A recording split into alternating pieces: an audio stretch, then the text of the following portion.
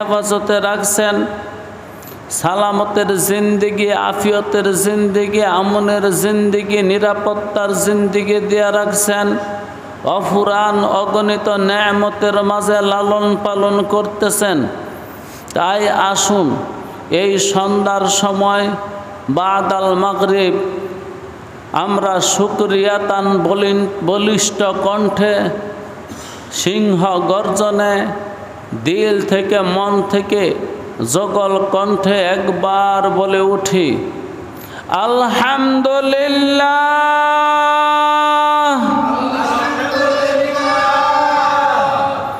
এটা আমাদের একটা ধারাবাহিক মাহফিল। আল্লাহ রাব্বুল আলামিন মানুষের জীবনকে সুন্দর রাখার জন্যে, মানুষের জীবনকে দামি করার জন্যে, মানুষের জীবনকে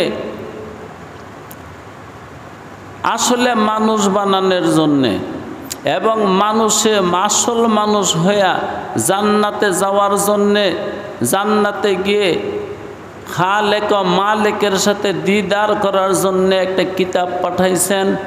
সেই কিতাবের ধারাবাহিক তাফসির মাহফিল এটা অনেক দিন যাবৎ চলে আসতেছে। আল্লাহ রাব্বুল আলামিন দয়া করেছেন, আজকেও বসার তৌফিক দিছেন। আমি আমার নির্দিষ্ট জায়গা থেকে কথা বলবো। আমি কথা বলতেছিলাম, গত পর্বেও বলেছি, আরও কয়েক পর্বে বলেছি, সূরা বাকারার 21 নম্বর আয়াত। সূরা বাকারার 21 নম্বর আয়াত নিয়ে আমি অনেক কথা বলেছি, কয়েক সপ্তাহ কথা বলেছি, আজকেও বলবো। আমা তাওফিকি ইল্লা বিল্লাহ। আউযু বিল্লাহি মিনাশ শাইতানির রাজিম। বিসমিল্লাহির রহমানির রহিম। ইয়া আইয়ুহান নাসু উবুদু রাব্বাকুমুল্লাযী খালাকাকুম ওয়াল্লাযীনা মিন ক্বাবলিকুম লাআল্লাকুম তাত্তাকুন।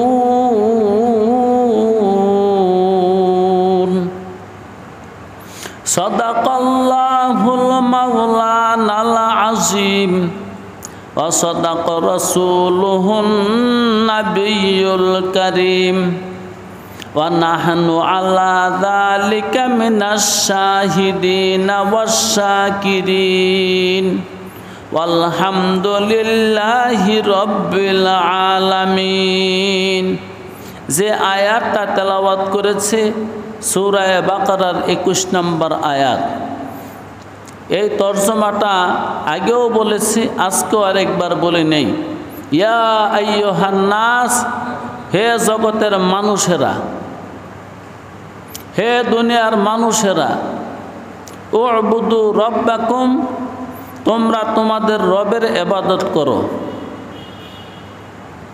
আল্লাযী খলাকাকুম, যে রব তোমাদেরকে সৃষ্টি করেছে। ওয়াল্লাযীনা মিন ক্বাবলিকুম, এবং যিনি তোমাদের আগেরকার মানুষদেরকেও সৃষ্টি করেছে। লাআল্লাকুম তাত্তাকুন, এর দ্বারা তোমরা মুত্তাকি হয়ে যাবে। এই হলো সরল তরজমা। আল্লাহ রাব্বুল আলামিন তৌফিক দিলে দু একটা কথা বলি, একটু মনোযোগ দিয়ে শোনেন। তোমরা ইবাদত করো, এই ইবাদত সম্পর্কে আমি অনেক কথা বলছি।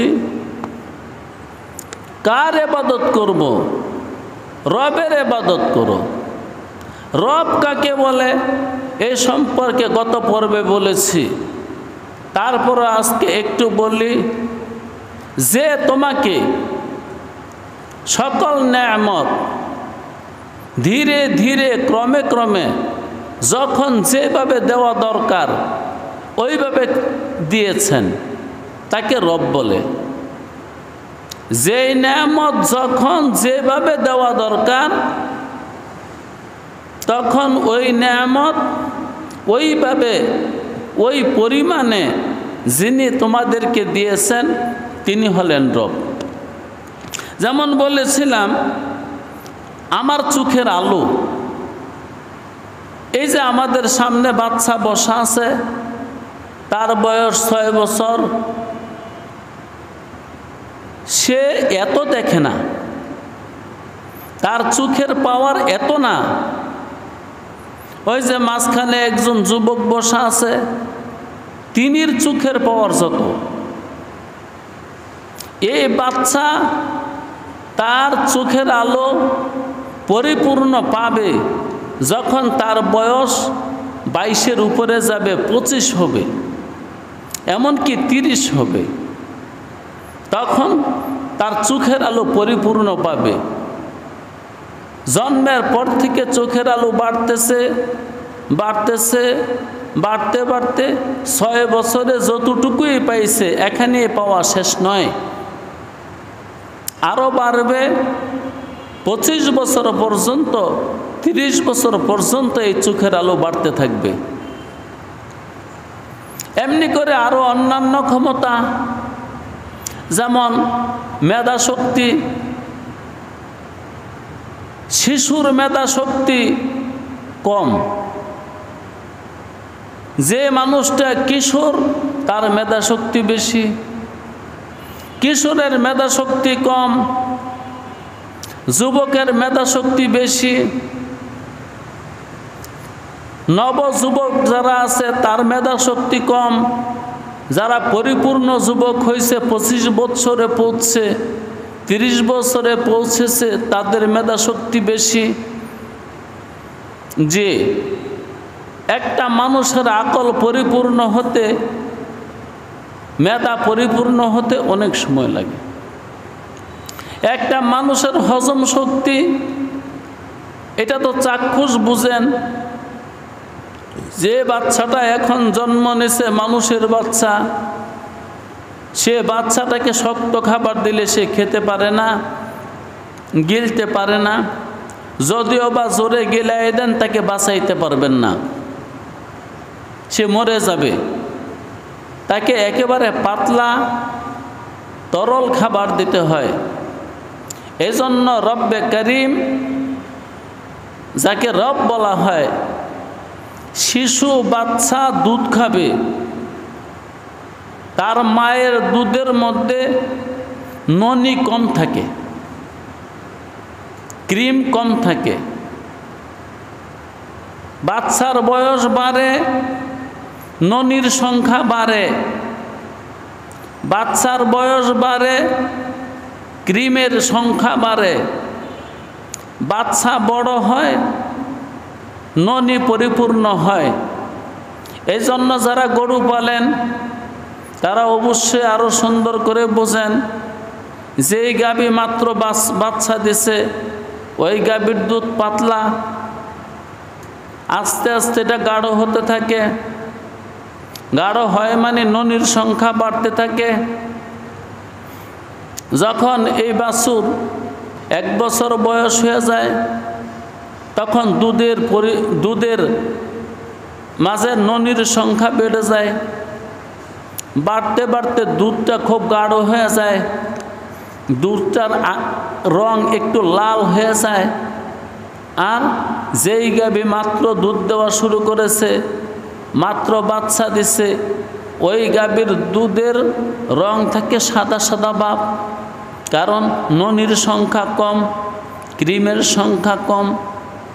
এই দুধ 1 বছর পরে, 1.5 বছর পরে, কিছু গরু তো 2 বছর পর্যন্ত দুধ দেয়, ওই 2 বছর পরে দুধের সংখ্যা কম হবে, কিন্তু ননির সংখ্যা বেড়ে যাবে। এই যে দেখেন, এই কাজগুলো যিনি করেন তার নাম রব। দুধের যখন বাচ্চা দিছে ওই সময় দুধের রং একরকম ছিল, ক্রিমের পরিমাণ একরকম ছিল। যখন দিন যায় ননির সংখ্যা বাড়ে, দিন যায় ক্রিমের সংখ্যা বাড়ে, কারণ যেই বাচ্চায় এই দুধ পান করে ওই বাচ্চার হজম শক্তি বাড়তে থাকে। এই কুদরত, এই শক্তি যিনি ফিট করে রাখছেন, যিনি এই কাজগুলো করতেছেন অতি গোপনে, এই জন্যে তারই আল্লাহকে চিনছে যারা চিন্তা করছে, তারাই আল্লাহকে চিনতে পারছে যারা ফিকির করছে, তারাই আল্লাহকে চিনতে পারছে যারা মুরাকাবা করে, তারাই আল্লাহ চিনে যারা নাকি ধ্যান করে, আল্লাহর কুদরত নিয়ে চিন্তা করে, ধ্যান করে যে এগুলো এমন হয় কেন, যে গাভী যখন নতুন দুধ দেয় ননির সংখ্যা কম, 6 মাস পরে ননি বাইরা যায়, 1 বছর পরে ননি আরও বাইরা যায়, 1.5 বছর পরে ননি আরও বাইরা যায়।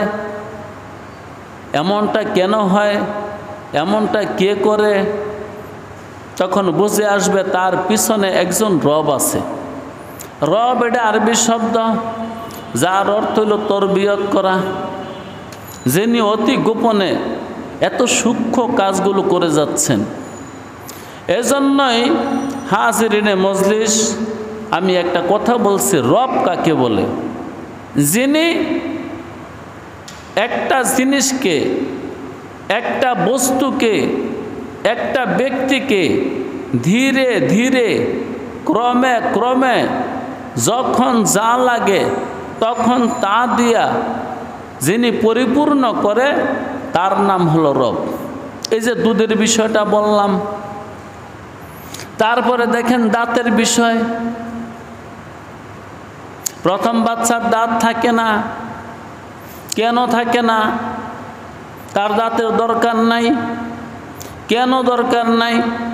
কারণ এই বাচ্চা তো মাছ খাবে না, মাংস খাবে না, ভাত খাবে না, সে খাবে তরল পদার্থ, সে খাবে দুধ। 6 মাস পর্যন্ত শুধু মায়ের দুধ খাবে, এজন্য তার দাঁতের দরকার নাই। এজন্য কুদরতে 6 মাস পর্যন্ত দাঁত দেয় না, এমনকি 8 মাস পর্যন্ত দাঁত দেয় না, এমনকি কারো 1 বছর পর্যন্ত দাঁত দেয় না। এর মানে তার দাঁতের দরকার নাই। বাস যখন সে শক্ত খাবারের যোগ্য হয় তখনই তার দাঁত হয়। যখন দাঁত হয় শক্ত খাবার খেতে শুরু করে, কিন্তু শক্ত খাবারগুলো বুঝে খায়। একজন 25 বছরের যুবকে যেই শক্ত খাবার খায়, ওই 1 বছরের বাচ্চায় এই শক্ত খাবার খায় না। এই কাজগুলো গোপনে যিনি করতেছেন তার নাম রব। তারে আমরা দেখি না, আসলে তিনি দেখা দেন না। তিনি একদিন আমাদের সামনে দেখা দিবেন, সেটা জান্নাতের মধ্যে নিয়ে দেখা দিবেন, এবং অতীতও একবার দেখা দিয়েছেন। এই মানব জাতির সৃষ্টির পরে আল্লাহ রাব্বুল আলামিন সমস্ত রূহকে দেখা দিয়েছিলেন। আমরা সবাই আল্লাহকে দেখছি। আল্লাহ রাব্বুল আলামিন আমাদের সাথে কথা বলছে, আমরাও আল্লাহর সাথে কথা বলছি। ওই দিন আমরা আল্লাহর সাথে ওয়াদা দিছি যে তুমি আমাদের রব। আল্লাস্তু বিরব্বিকুম ক্বালু বালা, আমরা উত্তর দিয়ে আসছি হ্যাঁ তুমি আমাদের রব। তাহলে অতীতে একবার দেখছি, ভবিষ্যতে আবার দেখব। মাঝখানে দেখা বন্ধ। এখন যে জগতে আছি এখানে দেখা বন্ধ। অতীতে দেখছি, এটা তিনি ভুলাই দিছে। যদি ভুলাইয়া না দেয় তাহলে আমি 24 ঘন্টা এমনভাবে ইবাদতে লিপ্ত হব যে আমার দ্বারা সংসার করা আর সম্ভব হবে না। এই দুনিয়ার সংসার আমার দ্বারা আর সম্ভব হবে না যদি অতীতের কথা মনে থাকতো।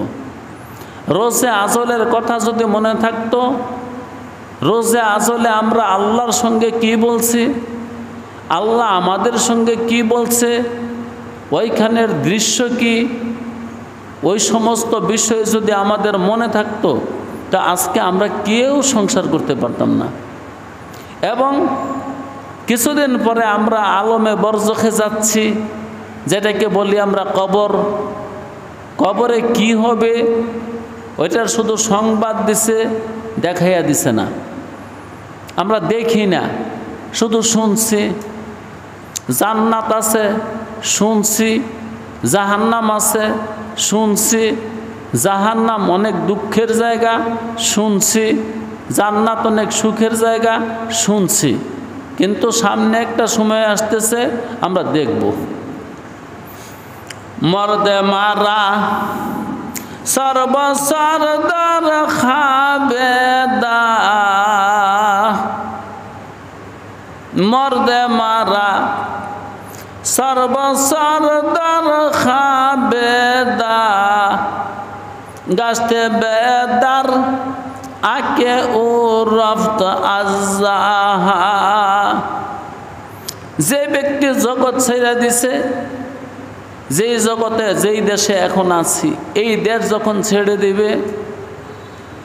দিবে মানে ছেড়ে দেওয়ার জন্যে, যেটাকে মৌত বলা হয়, মরণ আসবে। আজরাইল আলাইহিস সালাতু ওয়াস সালাম আসবে, একটা মরণের হাল পয়দা হবে। ওই সময় তার চোখের সামনে সব জুলু হয়ে যায়, তার চক্ষু দিয়ে সে সব দেখতে পায়, পর্দা তুলে নেয়। যেই পর্দার কারণে এখন দেখতে পাচ্ছি না, ওই পর্দাটা তুলে দিবে। তখন আবার সব দেখব।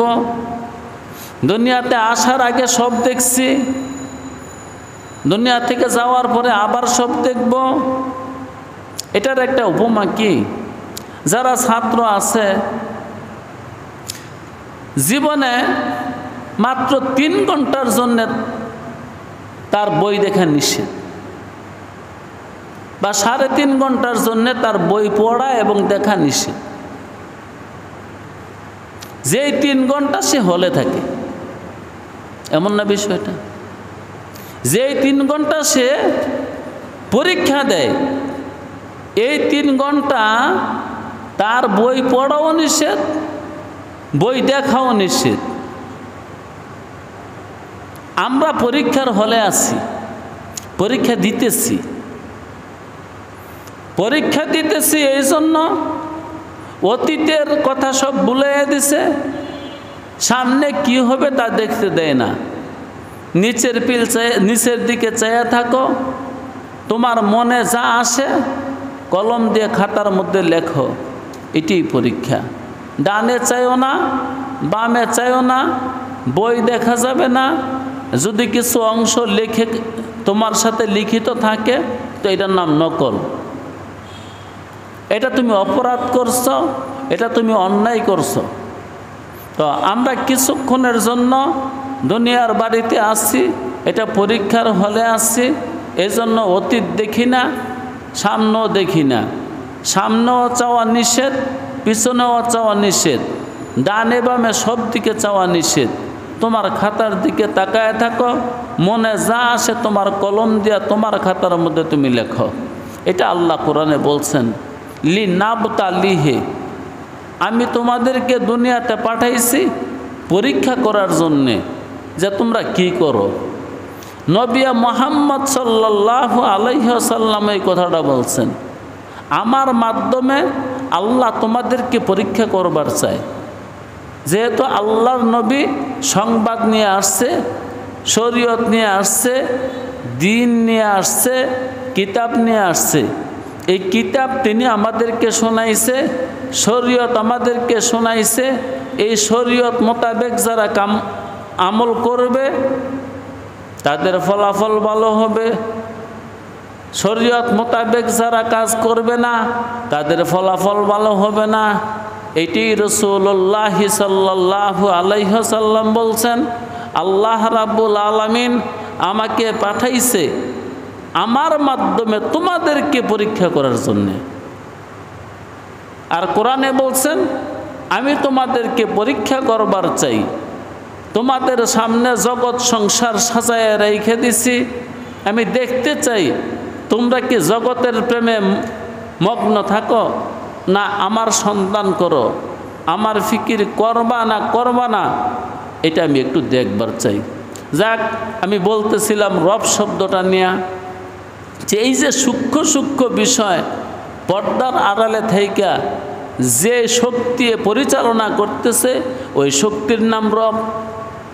যেমন বাচ্চার কথা বললাম, দুধের কথা বললাম, দাঁতের কথা বললাম। বাচ্চা যখন দুধ খায়, দুধ পান করে, তখন তার দাঁত নাই। আজব ঘটনা। হ্যাঁ, বিশাল ব্যাপার সেবার। এটা তো এতদিন চিন্তা করে নেই যে বাচ্চার দাঁত নেই কেন।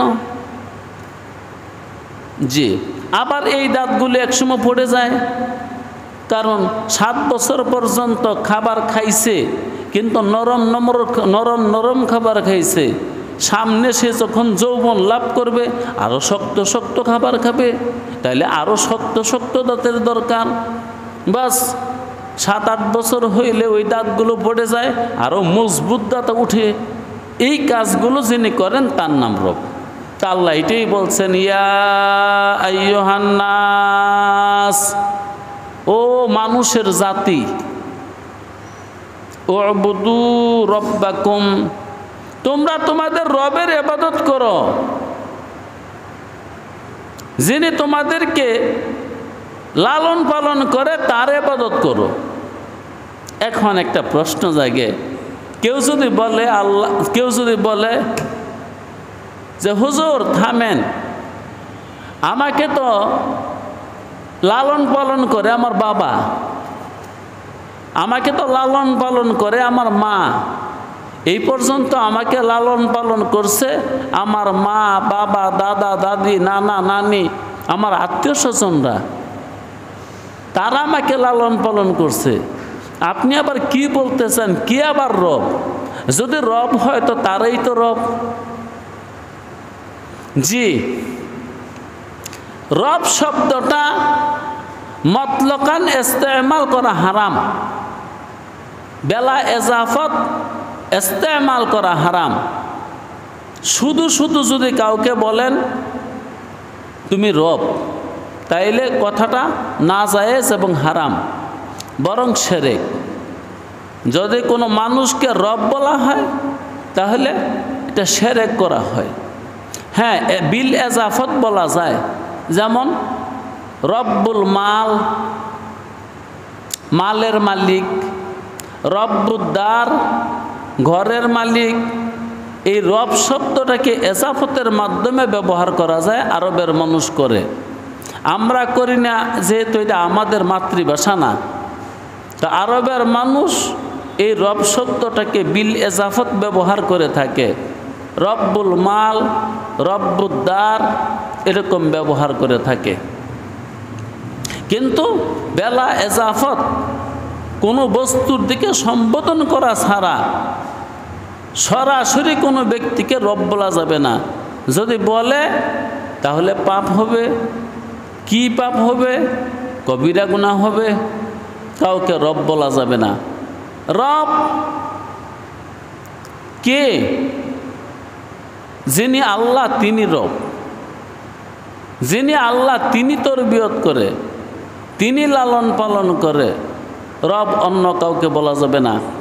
তো মাঝখানটা একটা কথা বলছিলাম, যদি কেউ বলে আল্লাহ আমাকে বলতেছ রবের ইবাদত করতাম, রব মানে তো লালন পালনকারী, তা আমাকে তো লালন পালন করে আমার মা, আমার বাবা, আমার দাদা, আমার দাদি, আমার নানা, আমার নানি, আমার আত্মীয় স্বজন আমাকে লালন পালন করে।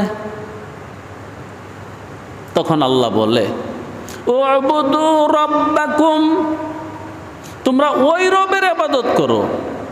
ঠিক আছে, যদি খানিকের জন্য তুমি বলো তোমার মা তোমার রব, তোমার বাবা তোমার রব, তোমার দাদা দাদি তোমার রব, তোমার নানা নানি তোমার রব, যদি বলো তাহলে একটু এবারত বেশি লাগাই দেওয়া হলো।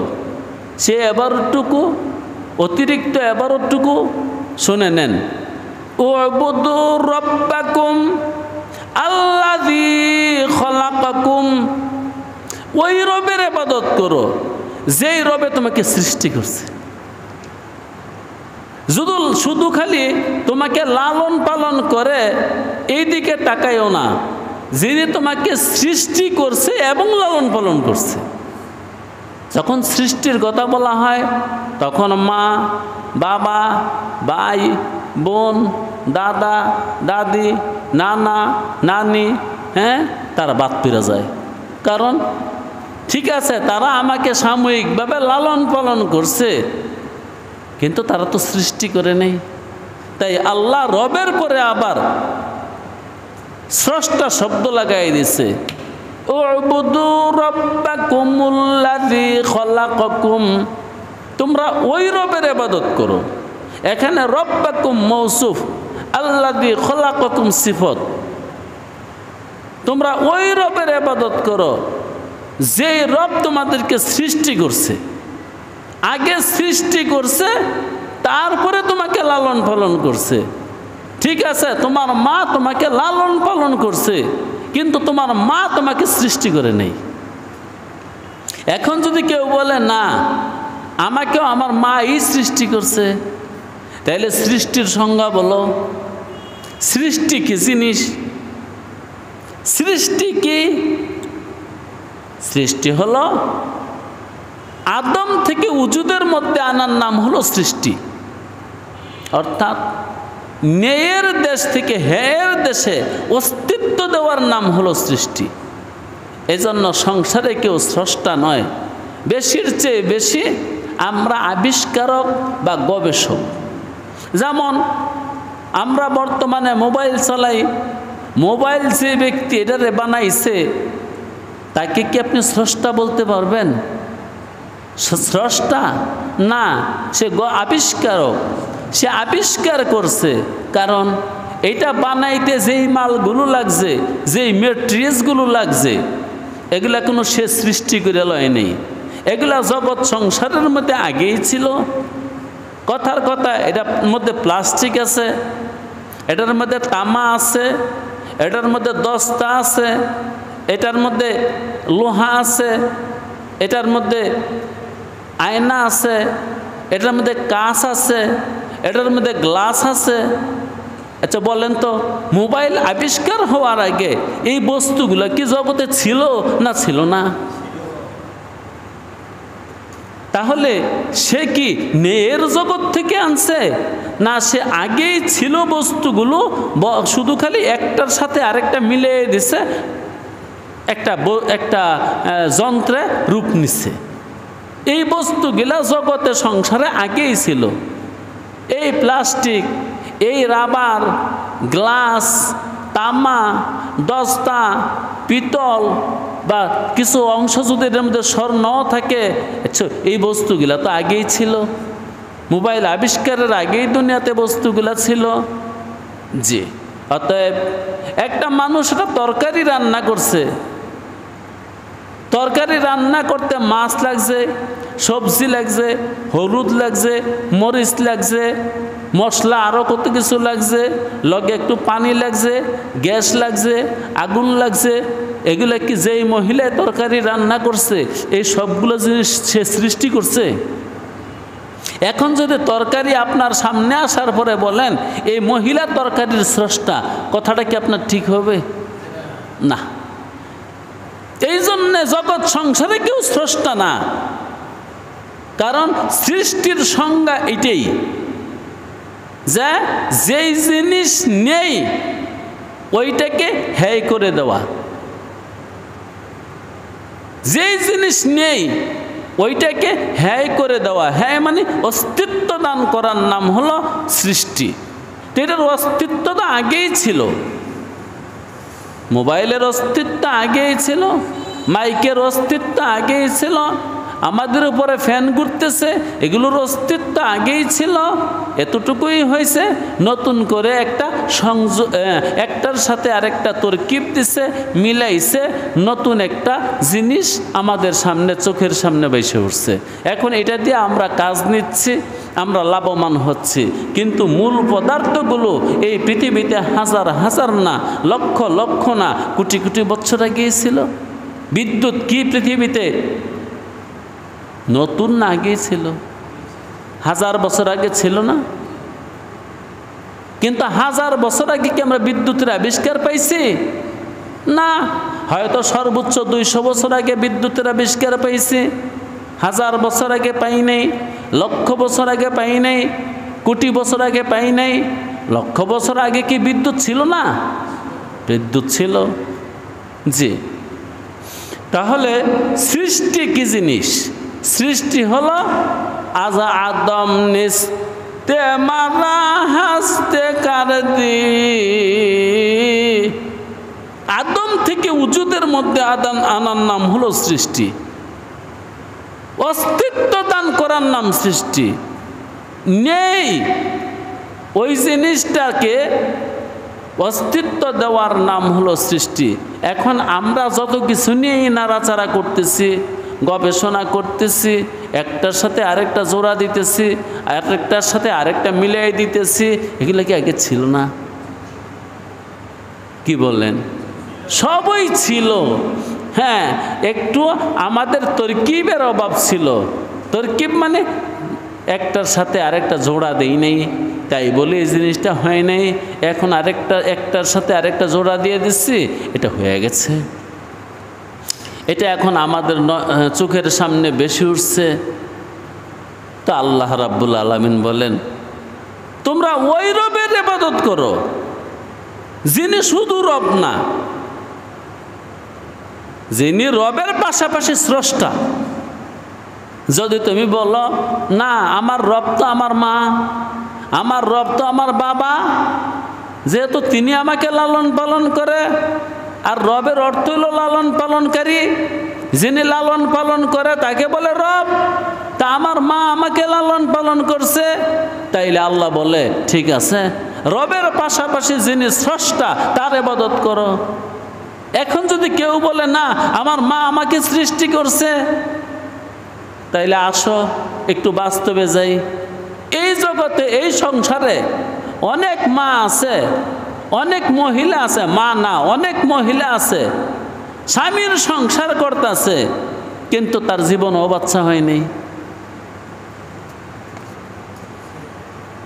তাহলে আমরা যদি স্রষ্টাই হই, তাহলে একটা বাচ্চা বানাইলেই তো চলে।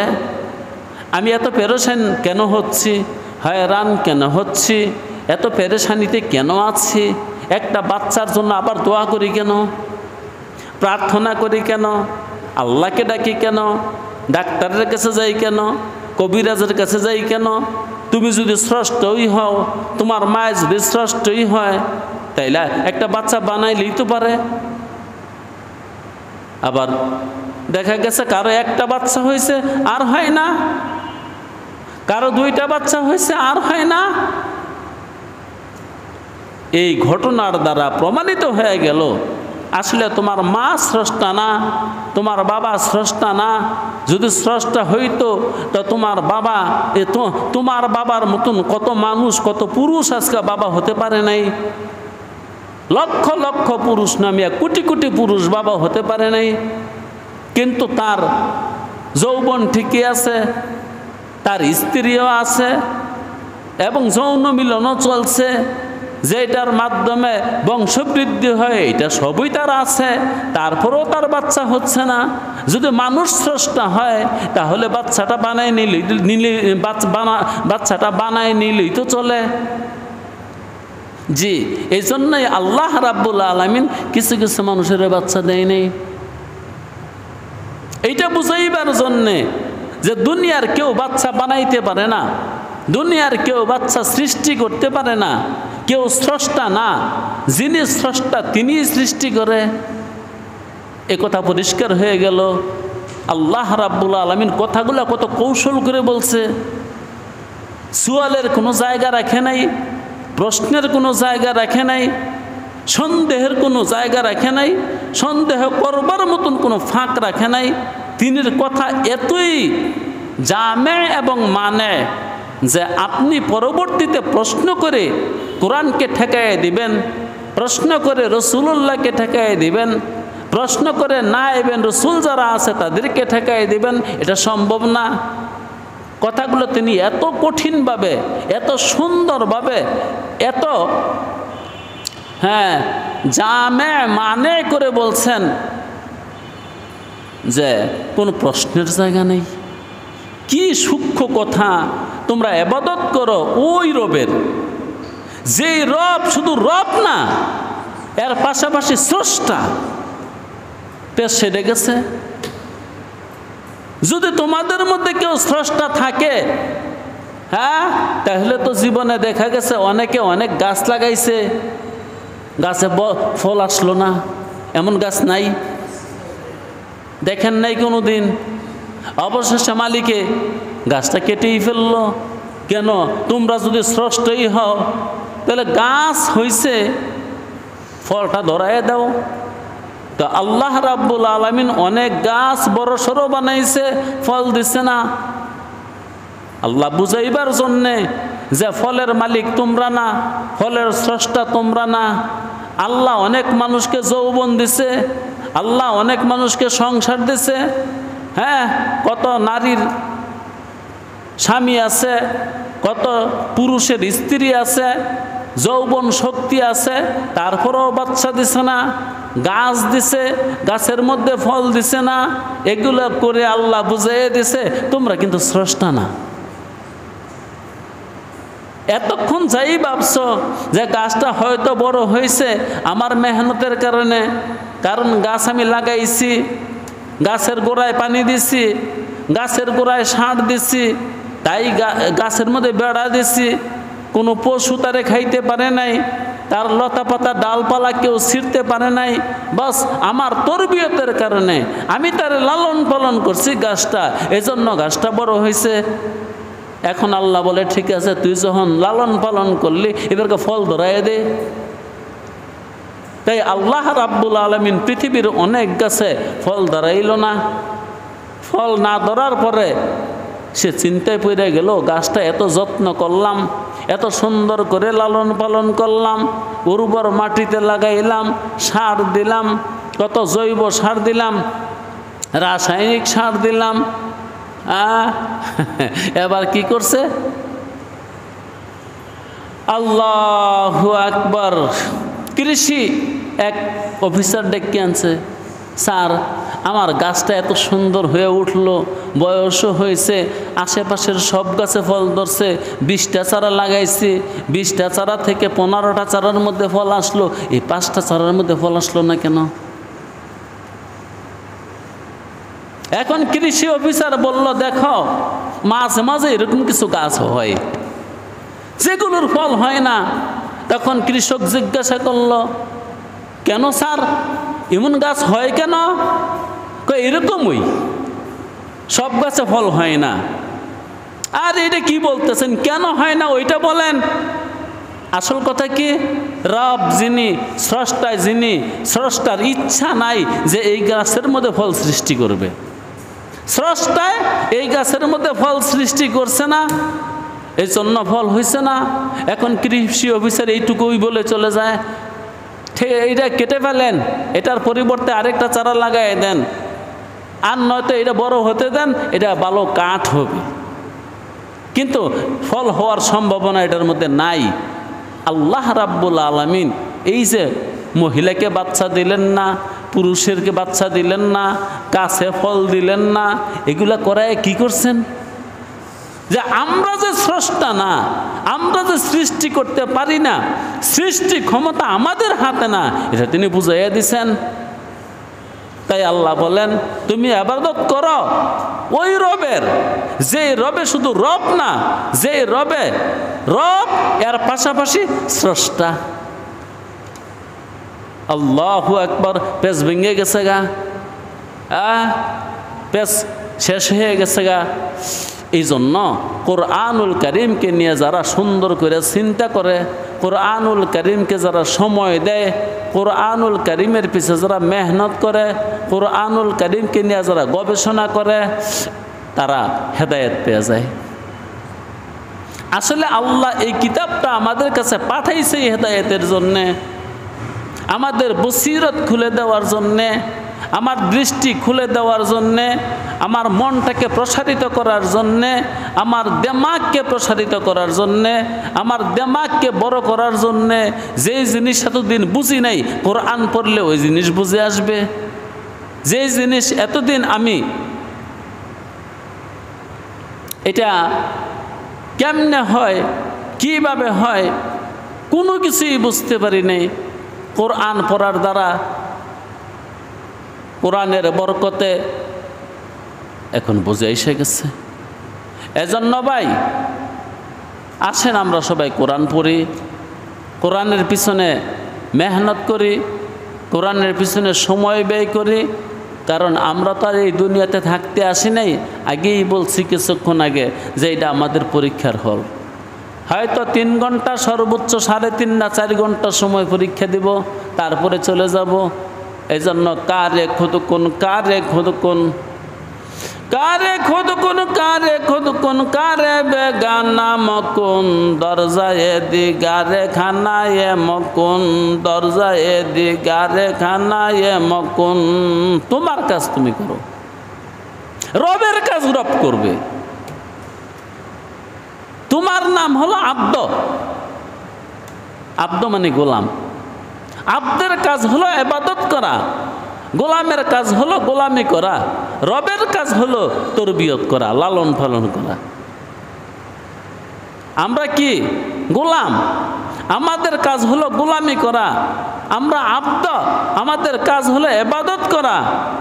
আর যিনি মাবুদ, তিনি শুধু মাবুদ না, তিনি মাবুদ হওয়ার পাশাপাশি তিনি রব। আমরা এমন এক মাবুদের ইবাদত করি যে মাবুদে শুধু মাবুদ না, তিনি যে আদেশ করলেন ও বুদু, তোমরা ইবাদত করো, তাহলে যার ইবাদত করি সে মাবুদ। তা আমাদের মাবুদে শুধু মাবুদ না, আমাদের মাবুদে মাবুদ হওয়ার পাশাপাশি রব। আমাদের মাবুদে মাবুদ হওয়ার পাশাপাশি রব, রব হওয়ার পাশাপাশি তিনি খালেক। এই জন্য আমি যার ইবাদত করব তিনি মাবুদ, তিনি রব, তিনি খালেক। বাকি অন্যান্য মাখলুকের যেই ইবাদত চলছে, তারা রবও নয়, তারা খালেকও নয়, তারা লালন পালনও করে না, তারা সৃষ্টিও করে না। মানুষই কি মানুষকে সিজদা করে না? মানুষের ইবাদত করতেছে না? মানুষ হইয়া গাছের ইবাদত করতেছে, মানুষ হইয়া মাছের ইবাদত করতেছে, মানুষ হইয়া চন্দ্রের ইবাদত করতেছে, মানুষ হইয়া সূর্যের ইবাদত করতেছে। কিন্তু তোমার জেনে রাখতে হবে, তোমার নয়নে যা কিছু দেখতেছ, তোমার কানে যা কিছু শুনতেছ, কোনো একটা পদার্থ রব না। চন্দ্র দেখি, সূর্য দেখি, গ্রহ নক্ষত্র দেখি, মিলিয়ন বিলিয়ন ট্রিলিয়ন নক্ষত্র আমাদের মাথার উপর ঝুলে রয়েছে। সাবধান, তারা মাবুদও না, তারা রবও না, তারা খালেকও না।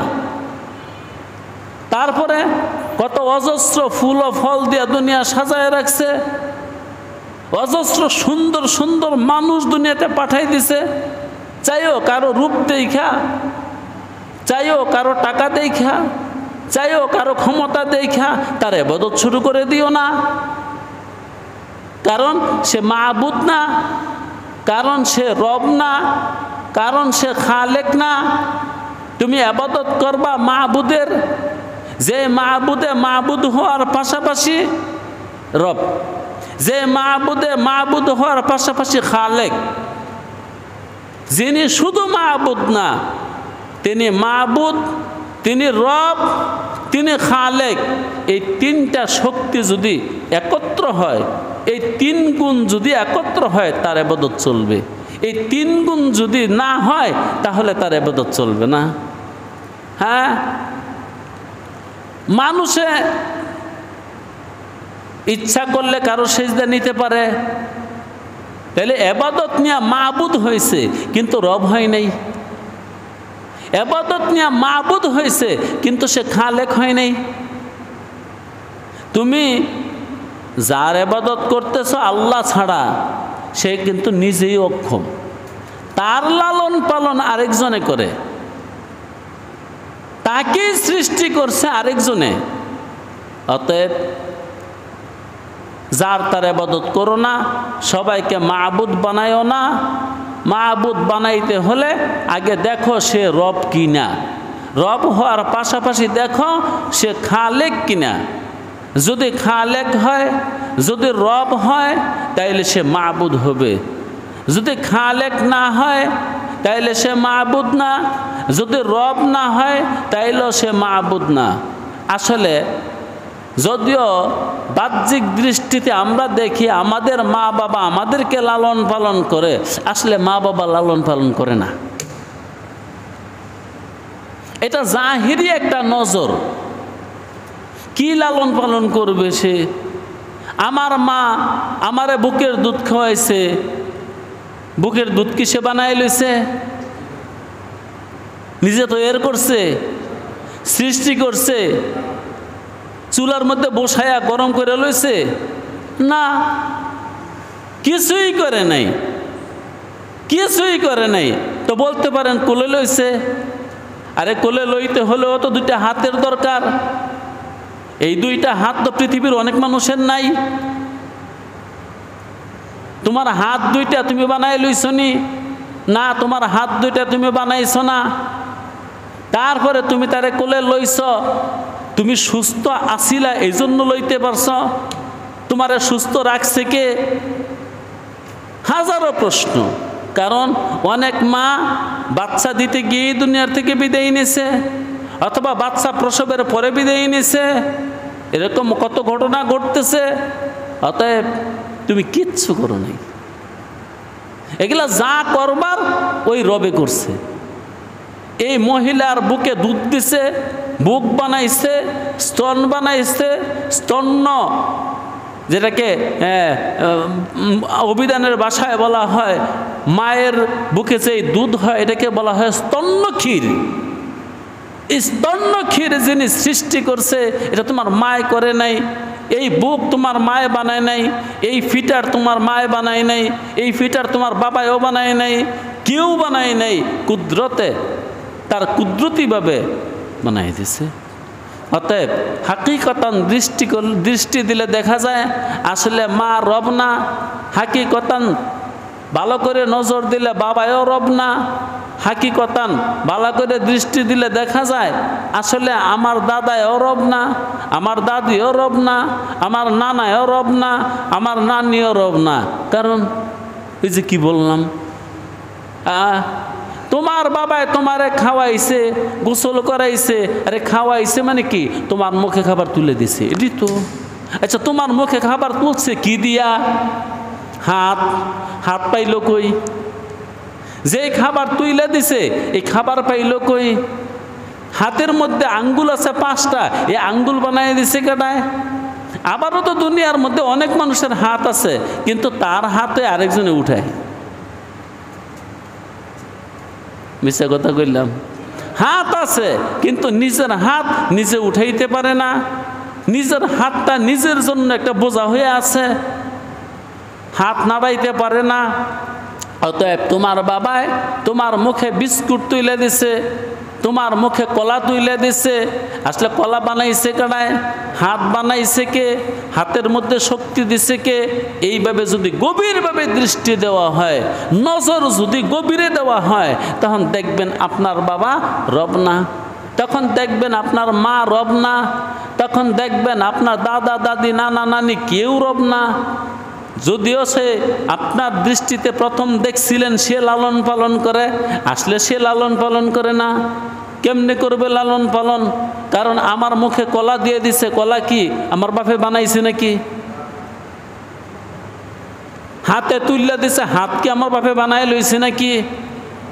কিচ্ছুই করে নাই। এই জন্য হাকিকিভাবে নজর দিলে দেখা যায় আমার মা বাবা আমার রব না, আর স্রষ্টা হওয়ার তো প্রশ্নই উঠে না। স্রষ্টা হওয়ার তো প্রশ্নই উঠে না। স্রষ্টা হওয়ার তো কোনো প্রশ্নই উঠে না। স্রষ্টা হওয়ার তো কোনো প্রশ্নই উঠে না। তাহলে আমরা ইবাদত করব কার? যিনি রব। আমরা ইবাদত করব কার? যিনি খালেক। এটাই তো আল্লাহ বলছেন, উবুদু রাব্বাকুম। তোমাদের একটা রব আছে। এখানে রব্বা মুজাফ, কুম মুজাফ ইলাইহি। কুম এটা জমার সিগা, জমার জমির। এখানে আল্লাহ সবাইকে বলছে রব্বা কুম, তোমাদের সকলের রব কিন্তু একটা।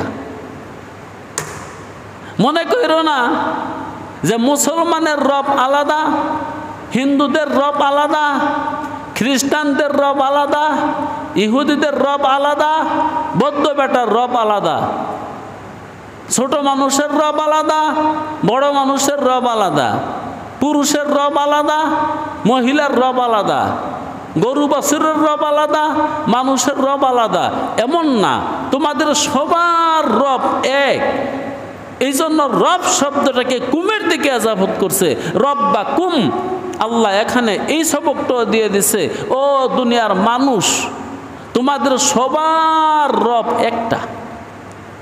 চন্দ্র, সূর্য, গ্রহ তারা, আসমান, জমিন, নদী নালা, জিন, ইনসান, যত মাখলুক আছে সমস্ত মাখলুকের রব এক না একাধিক? রব এক। একটা শক্তিও তোমাদেরকে লালন পালন করে। দুনিয়ার সমস্ত মানুষকে এক শক্তি লালন পালন করে। দুনিয়ার সমস্ত পশু পাখিরে এক শক্তি লালন পালন করে। পশুরে যিনি খোরাক দেয়, মানুষকে তিনিই খোরাক দেয়। পাখিরে যিনি খোরাক দেয়, মানুষকেও তিনিই খোরাক দেয়। আলেমকে যিনি খোরাক দেয়, জালেমকে তিনিই খোরাক দেয়। সাগরের তলদেশে যারা আছে তাদেরকেও তিনিই খোরাক দেয়। এইটা বুঝাইবার জন্য রব্বা কুম, এই রব শব্দটা কুম শব্দের দিকে আজাবত করছে। ও মানুষ, তোমাদের সবার রব, এর মানে সমস্ত মাখলুকের রব এক রব। চাইও রবকে নিয়ে কিন্তু দ্বিমত সৃষ্টি করো না, আলাদা আলাদা রব মনে করো না, আলাদা আলাদা রব বানায়ও না, আলাদা আলাদা তোমাকে লালন পালন ভিন্ন কেহ করে এমনটা মনে করবে না। সবার লালন পালনকারী এক। একজন না, এক জন শব্দের অর্থ হলো ব্যক্তি। আল্লাহ তো ব্যক্তি না, এজন্য সবার লালন পালনকারী এক। অথবা বলতে পারেন এক জাত। জাত মানে অস্তিত্ব। এক অস্তিত্বে তোমাদেরকে লালন পালন করে একবারে। সেই আরশে আজিম থেকে শুরু করে আরশে আজিমের উপরে আর কিছু নাই। আরশে আজিমের উপরে আছে লামাকান। আরশে আজিমের উপরে কিছু নাই, আর তাহতা সারার পরে কিছু নাই। উপরে আরশে আজিম, নিচে তাহতা সারা। যদিও আপনি নতুন বিজ্ঞান দিয়া, মানুষের গবেষণা দিয়া মনে করতেছেন উপরে নিচে বলতে কিছু নাই। বর্তমান বিজ্ঞান এগুলো বলে উপরে নিচে বলতে কিছু নাই। যে তুমি কি বলো না বলো ওইটা আমাদের দেখার দরকার নাই। আমাদের দেখার দরকার হলো আল্লাহ এবং তার রসুল কি বলছে। কারণ তোমার জ্ঞান অত্যন্তই কম। কত কম! মুসা আলাইহিস সালাতু ওয়াস সালাম একদিন সাগরের পাড়ে দাঁড়ায় রয়েছে, ওই পার যাবে, কিস্তির অপেক্ষায় আছে।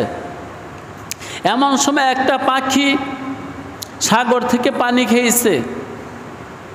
আল্লাহ রাব্বুল আলামিন মুসাকে জিজ্ঞাসা করলো, মুসা, এই পাখিটা পানি খেয়েছে, তার ঠোঁট ভিজে গেছে। আচ্ছা, তার ঠোঁটের মধ্যে, তার ঠোঁট ভিজতে সাগর থেকে কতটুকু পানি লাগছে? মুসা আলাইহিস সালাতু ওয়াস সালাম বললেন, আল্লাহ আজব প্রশ্ন করলা, এটা কি পরিমাণ করে বলা যাবে? এই মহাসাগর থেকে কতটুকু পানি লাগছে তার ঠোঁট ভিজতে, এটা কোনো মাপ হইল? এটা আমি বলতে পারবো? এটা সামান্য কিছুই না। আচ্ছা, তুমি তো এতটুকু বলতে পারছো, সামান্য কিছুই না। তদ্রুপ জেনে রাখো মুসা, তোমার আমি যত এলেমই দিছি, আমি তোমার সাথে কথা বলছি, তোমার উপাধি কালিমুল্লাহ, তুমি তুর পাহাড়ে বহুতবার গেছ, আমার সাথে কথা বলছো, আমিও তোমার সাথে কথা বলছি, তোমারে নবী বানাইছি, তোমারে রসুল বানাইছি, তোমার উপর একটা কিতাব নাজিল করছি, সেই কিতাবের নাম তাওরাত। তোমারে যত এলেমই দিছি, মনে করো ওই জ্ঞানের সাগর থেকে তোমার এই অল্প কিছুই দিছি। তাহলে এখন কত হইল? ডাক্তাররা কি বলে, ইঞ্জিনিয়াররা কি বলে, যারা মহাশূন্য নিয়ে গবেষণা করে তারা কি বলে, তাদের কথা যদি কোরআন ও হাদিসের সাথে সংঘর্ষ হয়ে যায় তাহলে বাদ দিয়ে দেব। তাদের কথা যদি কোরআন হাদিসের লগে মিলে তো মিলল, না মিললে ওইটা আমরা উচ্চারণও করব না, কারণ আমাদের ঈমান নষ্ট হয়ে যাবে। যেটা আমি বলতেছিলাম, একবারে উঠবে, একেবারে উপরে কি আছে? আরশে আজিম। একবারে নিচে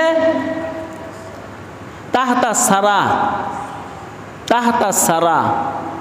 এ তাহতা সারা, এর নিচে আরেকটা জিনিস আছে, ওইটা জাহান্নাম।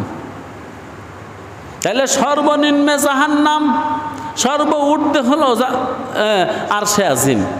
এই আরশে আজিম আর জাহান্নাম, ইয়ার মাঝখানে যা কিছু আছে সবার রব এক। এইটি আল্লাহ বুঝাই লিবার জন্য বলছে রব্বাকুম, তোমাদের সকলের রব এক।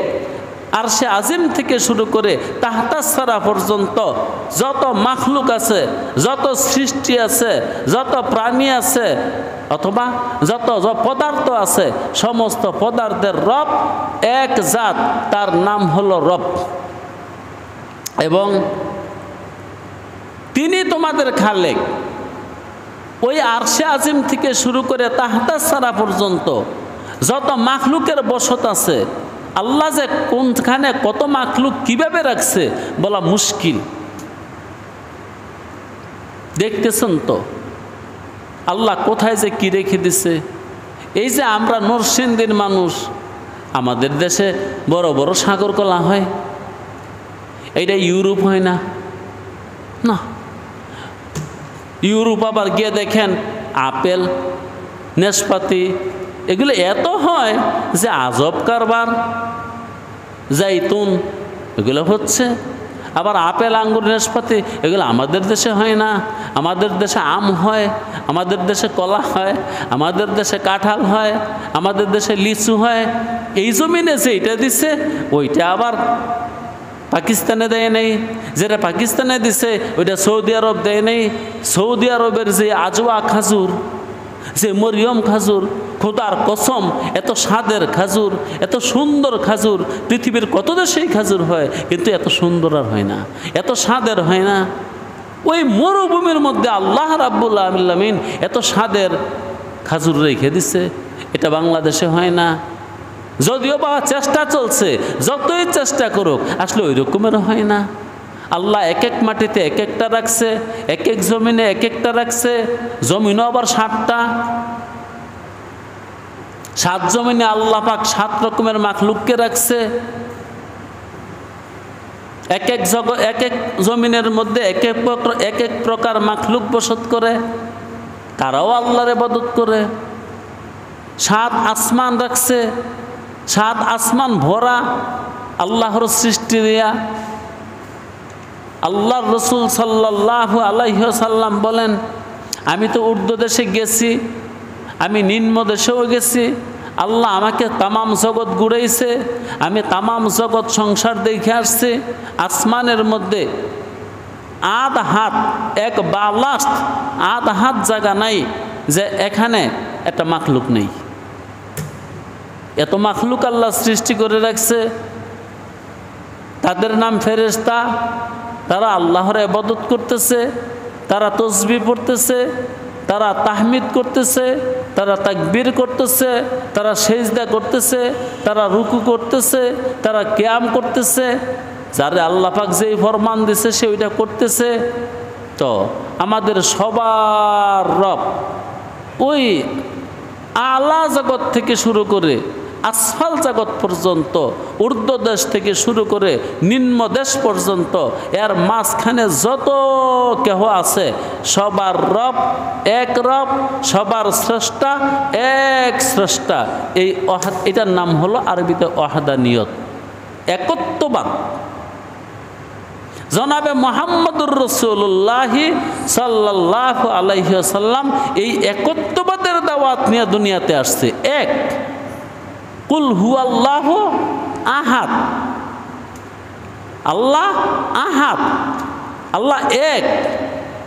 এই একের দাওয়াত দিবার জন্যে জনাবে মুহাম্মদুর রাসূলুল্লাহ এবং 1,24,000 পয়গাম্বর, মতান্তরে 2,24,000 পয়গাম্বর দুনিয়াতে এই একত্ববাদের দাওয়াত নিয়ে আসছে। যে লা শারিকা লাহ, তার কোনো শরিক নাই, তার কোনো ভাগ নাই, তার কোনো অংশ নাই, তার কোনো অংশীদার নাই। সে ফর্দ, সে সামাদ, সে ওয়াহেদ, সে আহাদ। তো আল্লাহ রাব্বুল আলামিন এই আয়াতের মধ্যে এই কথা দেখাই দিল যে রব্বাকুম, তোমরা তোমাদের রবের ইবাদত করো। তোমাদের রব, এই তোমাদের বলতে আল্লাহ রাব্বুল আলামিন সবাইকে সম্বোধন করছে। আসমানকেও বলছে, জমিনকেও বলছে, মানুষকেও বলছে, জিনকেও বলছে, ফেরেশতাকেও বলছে, সবাইকে বলছে তোমাদের রব। তোমাদের সকলের রব এক রব, তোমাদের সকলের স্রষ্টা এক স্রষ্টা। ইয়া আইয়ুহান নাস, ও দুনিয়ার মানুষেরা। দুনিয়া বলছি, এখানে দুনিয়া শব্দ নাই, কারণ অন্য আয়াতে আছে ইন্নী জাইলুন ফিল আরদি খলিফা, আমি আদমকে খলিফা হিসাবে পাঠাইতে চাই, বানাইতে চাই জমিনের মধ্যে, যেটাকে আমরা দুনিয়া বলি। এই জন্য মানুষ একমাত্র এখানেই বসত করে, এই জমিনেই বসত করে। যদিও বর্তমান বিজ্ঞান বহু চাপাচাপি চলছে যে প্রাণের সন্ধান বা আমাদের মতন কোনো মানুষ অন্য কোনো গ্রহে থাকতেও পারে, তাই একটু বিশ্রে টিশ্রে দেখি, এগুলো শয়তানি ছাড়া আর কিচ্ছু না।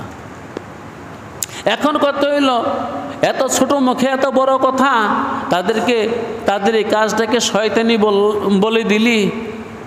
আরে বাবা, আমি তো বলি নাই, যার কাছে ওহী আইছে আখিরি জমানার পয়গাম্বর মুহাম্মদুর রাসূলুল্লাহ সাল্লাল্লাহু আলাইহি ওয়াসাল্লাম বলছে গেল শয়তানি।